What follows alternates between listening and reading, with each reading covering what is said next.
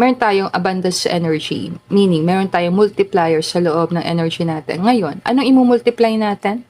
Choice ng tao. Abundance tayo eh. So, kung nakating ka sa problem, imumultiply mo ang problem mo. Ganun siya. Kung sa buhay mo, mas nakikita mo yung mga problema, yan. You are abundance. Pararamihin mo ang problema. Kasi energy mo yun eh. Lahat ng tao abundance. Sa pinakamalalim.